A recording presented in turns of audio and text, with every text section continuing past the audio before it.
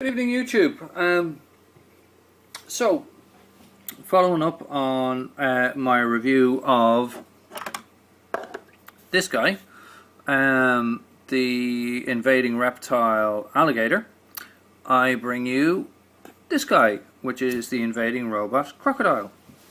Especially goes out to Mantis 99s, and if you haven't seen Mantis 99's channel, you've been living under a rock for the last couple of years. So please go and check him out. Some really good stuff, and kind of quirky robot transforming toys that you mightn't necessarily see anywhere else. So some pretty interesting stuff that you should be interested in. Okay, so straight into it. This is the Invading Reptile Crocodile. So as you can see, this guy also had the silver guns on the side of the head, which I took off because I thought they looked stupid back in the day. This guy was also one of my kind of Dinobot toys, because I didn't have Dinobots until I got a lot older. And he did the job really well. So a very simple toy. As you can see, nice scaly spiny back there. Kind of looks like one of those Lego base plate thingies there, but very nice, very good. Orangey kind of orangey eyes and nose and stuff there, and very much like his counterpart, the alligator. He has that kind of scaly molded in detail, which is very nice as well. The mouth does open. It is mainly for transformation, but it does open. And as you can see, he's got some pretty nice teeth there. Right, so there he is. So for transformation, very simple. I'm doing this on a different phone, so hopefully I'll keep everything in shot. And here we go. So first off is you flip up these arms here. Okay, these will go to the back, very much out of the way. As you can see, a little bit of visible head syndrome, but nothing too bad to be worried about. Flip down the head, the crocodile head that is, and then there is a little bit of leg articulation here.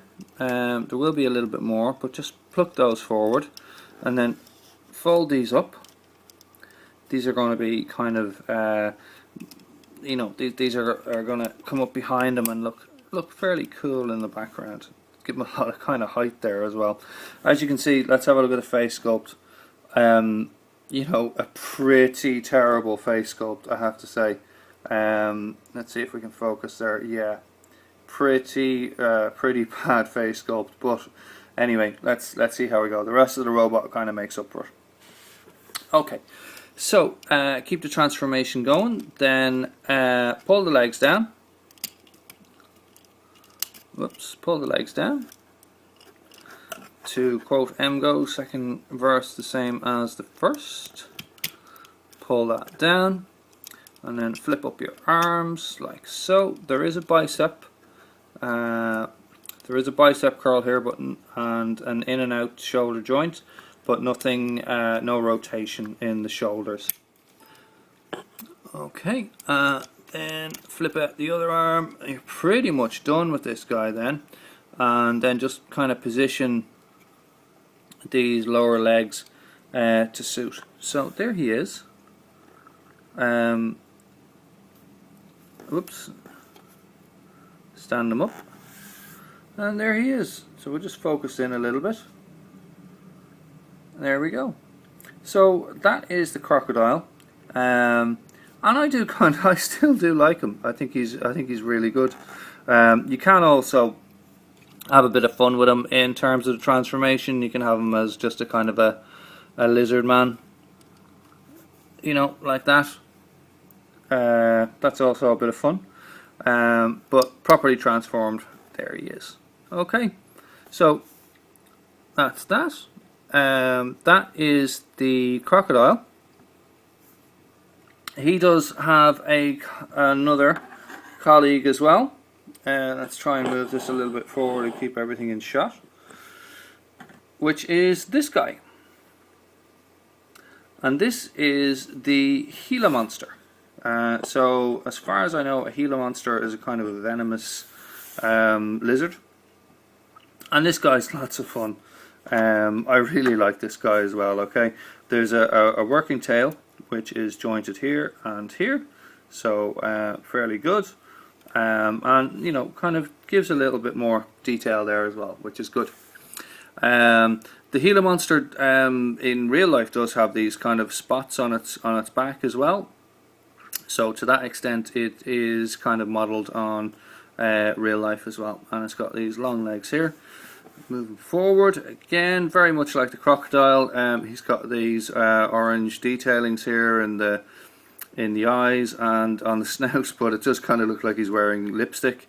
You know, he's or she rather is going out on the town. So there we go. But again, you know, a nice little toy. These three come from a range called the Invading Reptiles. And again, like the crocodile, the mouth does open, and you can see there is a couple of signs in there, you know, caution, don't jump in. Okay, so that's that. Now let's get into the transformation. So this guy is, whoops, we'll fix him up in a moment. There we go. So this guy is very simple, as I suppose they all are. Okay, so to transform, flip up the back, flip up the tail, flip these legs down. This guy does have quite a nice bit of articulation here as well, and there's also a knee joint there, you know, in aid of the transformation. Second leg, there we go. So you can fold these, you can kind of position these up as you like. Sometimes I kind of like to put them back here, and in doing that they act as a kind of a heel. They give a little bit more support when standing up, but it's really up to yourself. And as you can see, very much like the crocodile, he's got kind of body molding. He's got a six-pack and his abs, you know, he's been hitting the gym, he's looking good. Fold down the arms, which can do a full 360, and also have a bicep joint there as well, which is good. Okay, so a lot of kind of options with this guy as well. So that is that, and then fold down for the probably worst head sculpt you will ever see in your entire life, but again, one that I do really like. Here we go, we'll get him in shot. See if we can focus in a little bit on that. There we go.